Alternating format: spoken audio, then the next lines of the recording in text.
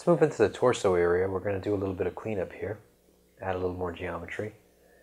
I'm going to do an edge loop split right through the rib cage area. I'm going to add the serratus anterior muscles next, but first let's move around some of these points, space things out a little better after adding that edge loop. I'm primarily going to add these by using the split poly tool.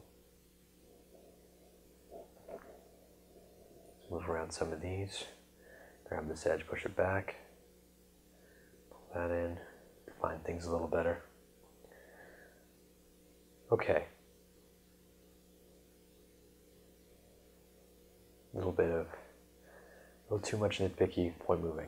Split poly, split there, there, there, and add fourth one there, and also underneath it, 1, 2, 3, 4, right back at that end.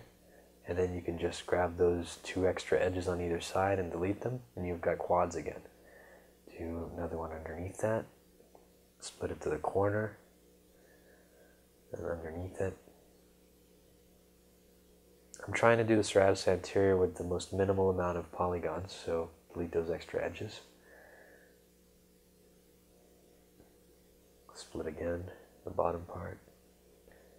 Okay, pull this one down. Pull that up. We have one more to make right underneath the pectoralis muscle. Split poly 1, 2, 3, 4. 1, 2, 3, 4. Okay, let's select those edges there and the ones down here and delete those. Grab that edge, pull it out. Grab those 3, pull them out. There, now we have the serratus anterior muscles.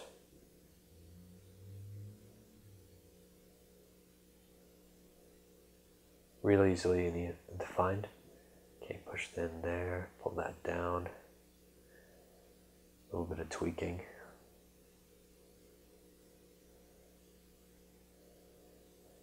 Okay.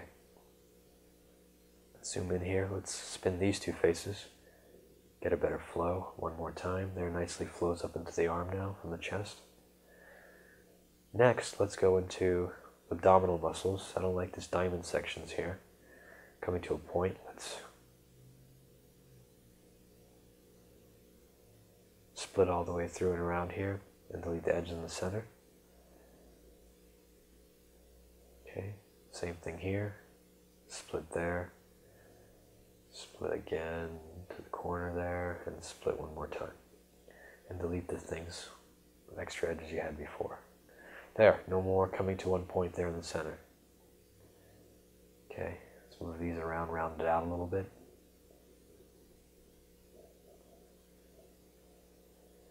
Make it look a little more organic-y. Pull those out. Okay, now we're going to select these 4 faces in the center. Snap it to the center using X. Scale mode. Now scale in. And zoom in a little bit. Let's see, push it out. We're going to do one more extrude. Again, insert, holding X, snap to the center, scale inward, and push inward. Don't forget to delete the extra faces the extrudes generated in the center. There, let's round out the geometry of the belly button a little. Push that in. Make it a little tinier. Okay, now the belly button's done. Let's go to the back area now. Okay, this area right here, back of the scapula. We need to define the muscles on the scapula. Spin those 2 faces down. The muscles on the back here on the scapula are infraspinatus, teres major, and teres minor. Let's go through and make these. Okay, let's spin these 2. Okay, delete the edge there. Looks weird, but we'll fix it. Okay, move that point down, down, down, down, down. Now, spin these 2 big faces down like that. One more. Okay.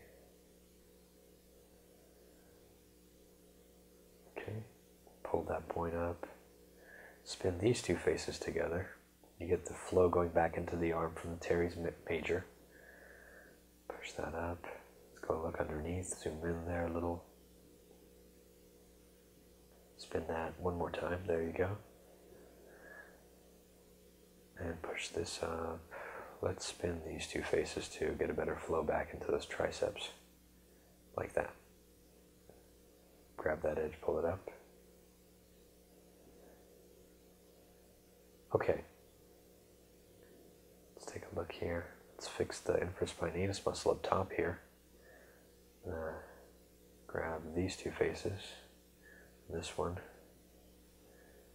Let's spin these two first. Like that. And pull this in.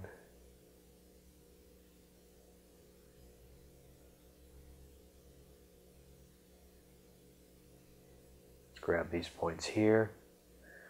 Spin this face. Okay, spin these two one more time. Right there. Okay, spin these. And extrude all of them together.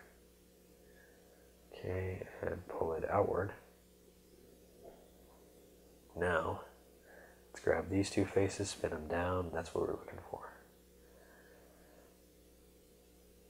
Sure, it would have been a lot faster to split poly, but I really like spinning faces.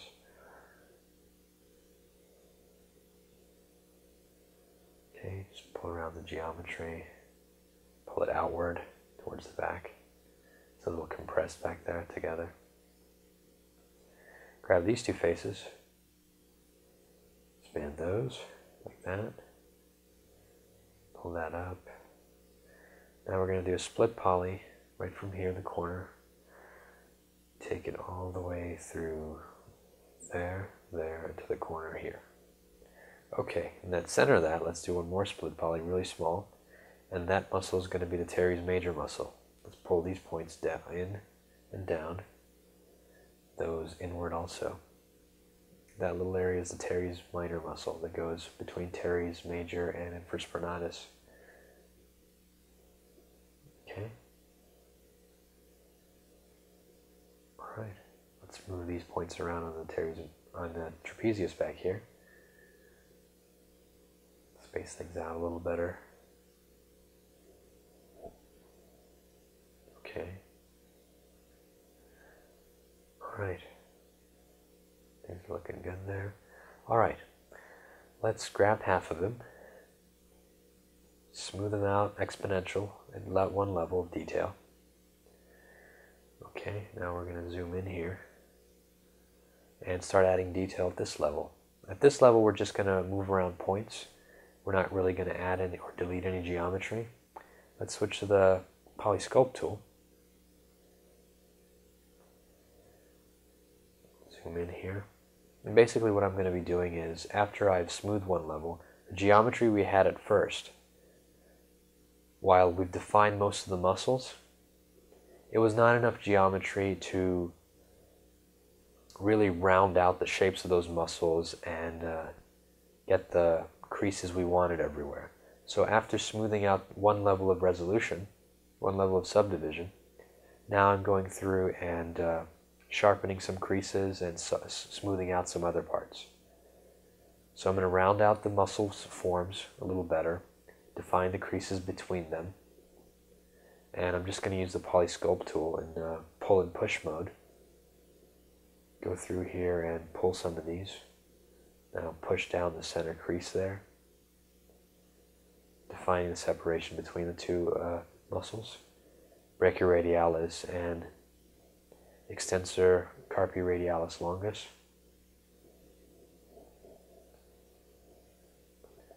Okay, let's round out here. Let's push them. Pull all this out. That's really good. I really like the Polysculpt tool. I'm going to push here on the y-axis of pushing it up a little. You can also see by the arrow which way it's facing. Push and then toward on the normal. And if you're a little unfamiliar with this tool, I recommend going back to the tools section I do a better overview of how the tool functions there. And that way, once you get to this part, you can just sculpt.